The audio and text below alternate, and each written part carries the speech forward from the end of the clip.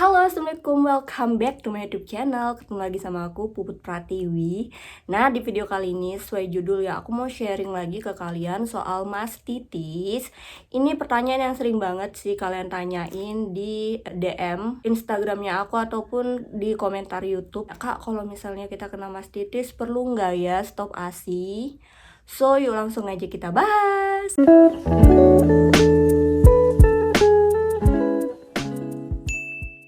Oh ya, disclaimer dulu, di sini aku bukan tenaga kesehatan, dokter bidan atau apapun itu. Jadi di sini aku cerita dan menjelaskan berdasarkan pengalaman aku yang beberapa tahun yang lalu tuh pernah kena mastitis. Oke, bun, pertama yang perlu dipahami adalah ASI itu asupan yang sangat penting buat bayi.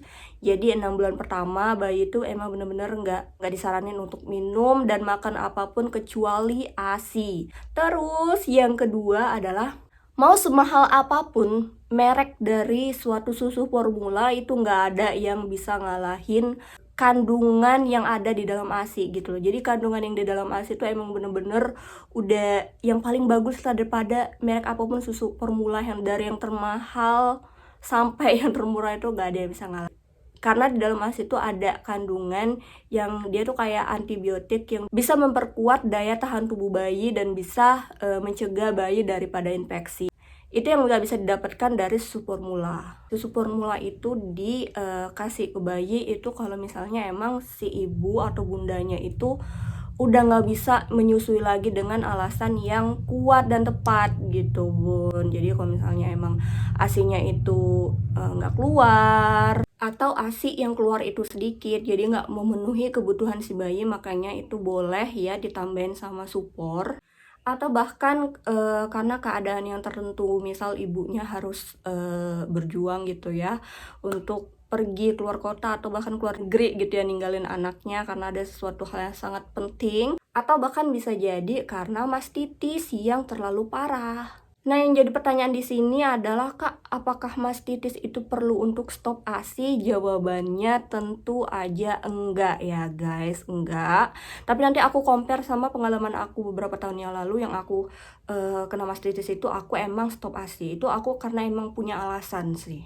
Jadi menurut aku kenapa nggak perlu stop ASI, karena ya tadi yang pertama udah aku jelasin, sepenting itu ternyata ASI buat bayi. Walaupun payudara kita lagi kena mastitis gitu ya, sebisa mungkin kita usahakan untuk ASI-nya itu keluar.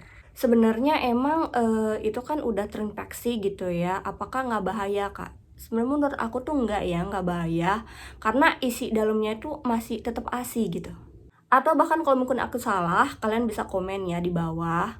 Selagi ASI itu masih bisa keluar, masih bisa di F atau direct langsung ya untuk menyusui, kalian coba aja untuk menyusui. Atau kalau emang nggak bisa direct menyusui, kalian bisa pompa. Yang penting ASI itu keluar dan masih bisa diminum sama si bayi. Kalau misalnya udah nggak bisa gitu ya, nggak bisa keluar, emang macet total, kalian bisa konsul ke pakar laktasi.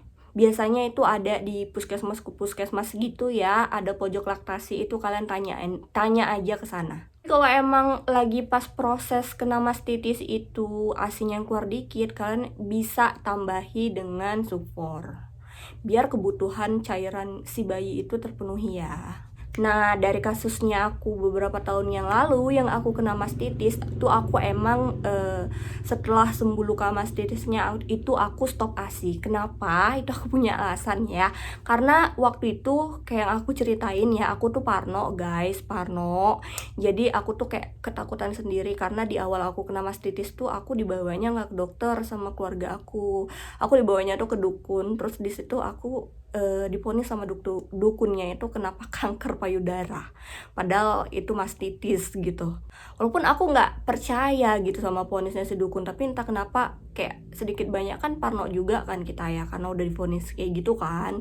Jadinya terus alasan yang kedua itu karena setelah mastitis, setelah lukanya sembuh, setelah nanah dan darahnya itu keluar dari payudara aku, itu ternyata berlanjut, gengs. Di sekitaran puting payudara yang sebelumnya kena mastitis itu terdapat bintik-bintik gitu loh, kayak apa ya, kalau kalian bisa pernah lihat tuh kayak keringat buntut. Itu kayak ada kayak gitu di sekitaran payudara yang kena mastitis. Dan dokter yang nangani waktu itu adalah dokter spesialis kulit dan penyakit kelamin ya. Aku ke dokter spesialis itu, ternyata itu aku kena jamur payudara. Nah, di situ aku parno juga kan. Soalnya pas disusuin itu kayak rada celekit-celekit gitu kan, namanya dia kayak ada bintik-bintik gitu.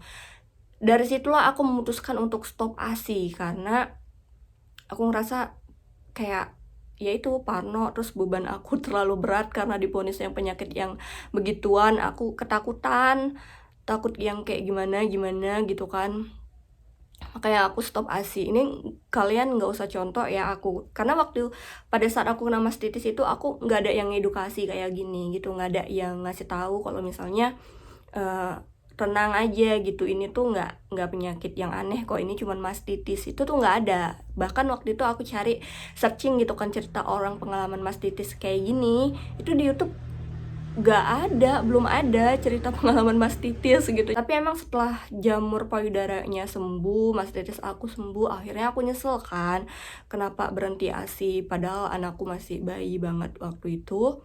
Terus akhirnya dia minum Supor, apalagi Supor itu nggak murah ya bun, mahal.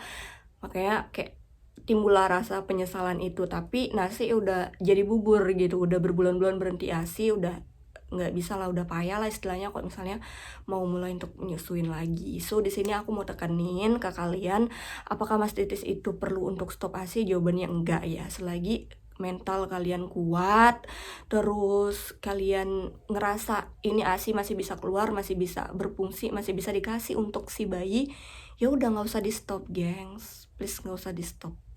Tapi kalau misalnya kalian ngerasa kayak aku down gitu ya, trauma kena mastitis lagi takutnya gitu ya, terus ada alasan-alasan tersendiri karena mental orang tuh emang beda-beda bun, mental ibu itu emang beda-beda, kita nggak bisa maksain.